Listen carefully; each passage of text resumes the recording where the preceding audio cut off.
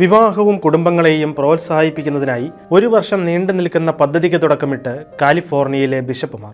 രാജ്യത്ത് വിവാഹമെന്ന കൂദാശയിലുണ്ടായ വലിയ വിശ്വാസ തകർച്ചയ്ക്ക് പിന്നാലെ വിദ്യാഭ്യാസ മാർഗം വഴിയും ഇടവക തലത്തിലുള്ള പ്രവർത്തനങ്ങൾ വഴിയും നടത്തപ്പെടുന്ന പദ്ധതിക്ക് റേഡിയേറ്റ് ലവ് എന്ന പേരാണ് നൽകിയിരിക്കുന്നത്.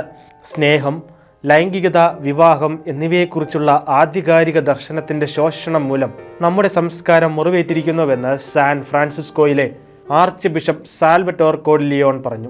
വിവാഹത്തെക്കുറിച്ചും കുടുംബത്തെക്കുറിച്ചും കാലിഫോർണിയ ബിഷപ്പുമാരുടെ പ്രതിമാസ പ്രതിഫലനങ്ങളാണ് പ്രധാനമായും പദ്ധതിയിലൂടെ നൽകുന്നത്. വിവാഹിതരായ ദമ്പതികൾ രാത്രിയിൽ ഒരുമിച്ച് സഞ്ചരിച്ച് ഒരുമിച്ചിരുന്ന് പ്രാർത്ഥിച്ച് വലിയ തിന്മയായ അബോർഷൻ ഉൾപ്പെടെയുള്ള ഗർഭനിരോധന മാർഗങ്ങളെക്കുറിച്ച് തുറന്നുള്ള ചർച്ചകളും നടത്താമെന്നും രൂപതയുടെ വെബ്സൈറ്റിൽ പറയുന്നു. യുവാക്കൾക്ക് ബൈബിൾ പഠനങ്ങൾക്കൊപ്പം തെറ്റായ പ്രേമബന്ധങ്ങളെക്കുറിച്ച് ഉദ്ബോധിപ്പിക്കുന്ന സിനിമകൾ പ്രദർശിപ്പിക്കാമെന്നും വെബ്സൈറ്റിൽ പറയുന്നു.